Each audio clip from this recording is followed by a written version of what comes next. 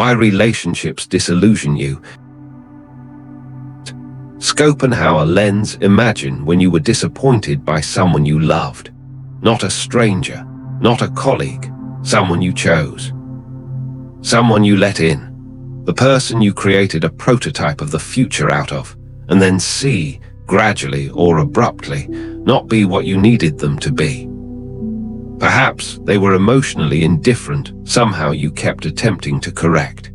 Perhaps they were there and inaccessible there physically, but in a way not at all. Perhaps they were fine, very fine indeed, and the disappointment was even quieter and more perplexing than that. The mere realization that the person before you, and the one you fell in love with, had silently ceased being that person. The disappointment, in all its variation, in all relationships, is so widespread that people tend to consider it merely the cost of intimacy, tax of caring about someone inevitable. Schopenhauer believed that it was not that, but something more structural. And knowing the structure will not cause the disappointment to go away, but will cause it to cease to seem like a personal failure. This is where he begins. When you encounter a person who is important to you, a partner, a close friend, somebody who has come and at first seems important to you, what you are reacting to is not exactly him. It is a projection. The will, which always goes ahead, always forms the next stage of what it requires, grasps the partial information of a new personality and fills in the blank. Quietly. Automatically, I will take your leave. It steals what it can see and creates the rest of what it would like to discover. The coziness you desire, what you have been lacking in, is the understanding. What particular quality of presence you have been taught by your particular history to seek. And at a time, or even long a time, the projection is true. The individual acts with enough consistency with what the will created that you cannot distinguish who he or she is as compared to what you required him or her to be. Then they don't. They speak out of place at the wrong time. They demonstrate a weakness.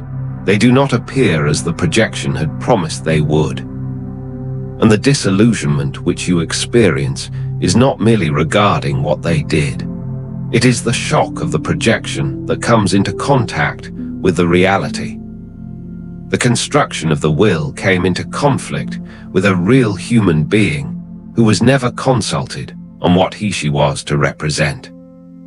Schopenhauer extended it a step further, that is, in regard to romantic love. And this is the one that is hard to hear. He believed that romantic attraction, when deepest, is not personal. Not like we tell ourselves so. We feel that we have picked this particular individual, their particular mind, their particular presence, the particular manner in which they make us feel. And we did knowingly, truly we did. But concealed in that conscious decision, Schopenhauer claimed, the will was making another calculation altogether. It was picking at biology. To the continuance of the species. To the unconscious awareness of a genetic complement, one whose qualities are the sort that complement yours, with no relation to compatibility and all to reproduction. What chemistry we call. The sense that we feel that we have been understood. What we refer to as such an individual is not so. This one is real. This is what Schopenhauer referred to as the will, which lies to you with the most developed tale it knows how to relate. Since it would tell you the truth, would tell you that you are being pushed in this direction by the biological forces that will dissolve as soon as their mission is accomplished. So it puts the impulse to the language of soul mates and fate, and the feeling that this particular individual was created to be with you. And then, when the biological imperative has worn off, when the initial passion has been reduced to the commonplace strife of two real individuals living together, And now you are left with the man, without the history of which the will was speaking of him. It is at this time that most relationships either sink into something real or silently start to break. This is no cynicism. I would like to make it clear.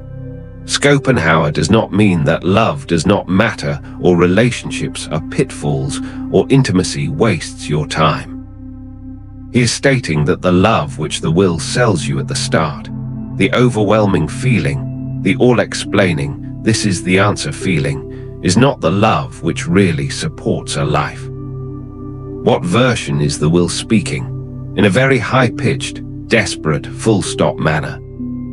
What follows the less intoxicating, more lasting thing, which is quieter and less intense, that also is what the will had not intended. That two individuals who made a choice beyond the biological narrative, past the projection, beyond the form of the other that the other had to take. That is all the love that Schopenhauer believed to be real, and it is more difficult to construct than the first type, and not dramatic, and is not good motion pictures. However, it is erected on the basis of that which the former type never had, namely factual knowledge of the other man, made again and again, without the help of the primal deception of the will. What then with this? Practically, on a certain challenging night when you find a loved one not to be what you required, here would begin Schopenhauer, find the projection. Not as a reproach to yourself, as a good, honest inquiry. And what did you require this individual to be, particularly that he proved not to be? What was it they were to seal in you? What presence, what recognition, what demonstration of your own value were you, unknowingly, quietly demanding of them, since it was your need before it was theirs? It was there long before you saw them. The will discovered them and gave them the part without the knowledge of either of you. And when you located the certain projection, the certain need behind the disappointment, something changes. The fury where their fury becomes somewhat uncertain. They were never told they were supposed to be what at least a part of what they failed to be was. That is no excuse to real failures.